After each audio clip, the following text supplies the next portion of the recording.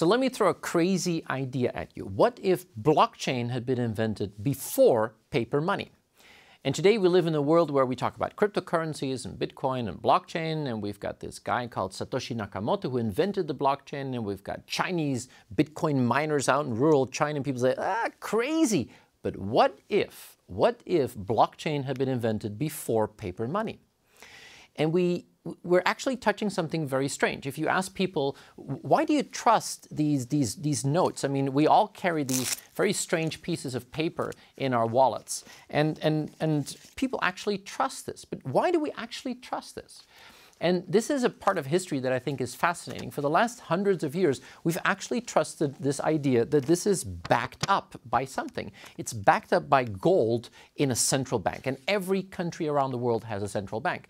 The original central bank was the French central bank. And this is an amazing part of history. Paper money actually became the normal paper money as we have it when in 1715 Louis XIV, the Sun King, died. And Louis XIV was a party animal. He had lavish parties and built extravagant castles, and he also waged a couple of really expensive wars. But he actually reigned for 72 years. 72 years and 110 days. He's the longest reigning monarch in European history. And because he was such a party animal and spent such an extravagant amount of money, when he died after 72 years in being the Sun King, France was bankrupt, absolutely, completely bankrupt. So he actually left an absolute disaster for the person who had to follow him. And what happened at that moment, Louis XV was too young, so they appointed a regent to take control of the bankrupt France. And this was Philip II, Duke of D'Orléans. This is a person who had spent his life in the French court just, womanizing and gambling. And one of his best buddies was a Scottish nobleman called John Law.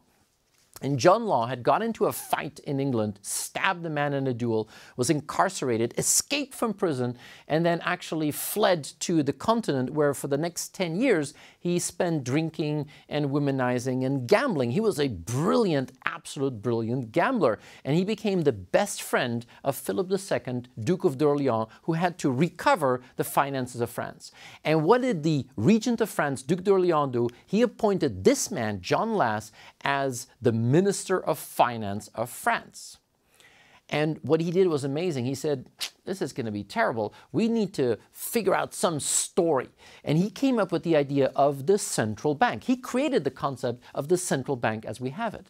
And what he did is he created the central bank and he said to people, well, we're going to have paper notes, but it's going to be backed by gold in the central bank. And on the first day, he actually escorted a huge pile of gold bars into the central bank.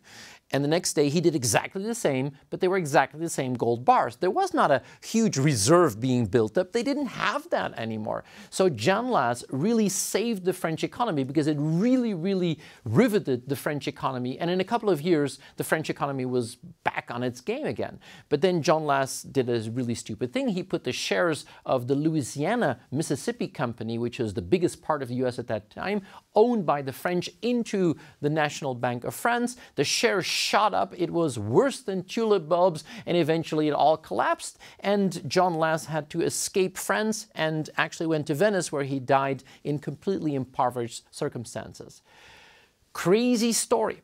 But today, for the last couple of hundred years, we've all been trusting these little strange pieces of paper that are supposedly backed up by gold in the Federal Reserves and the national banks that we have in our countries. So it's up to you to judge. What is crazier?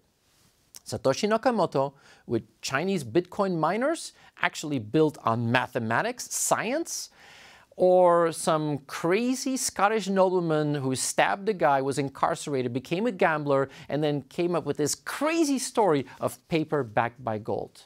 I would ask you, what if the blockchain had been invented before paper money?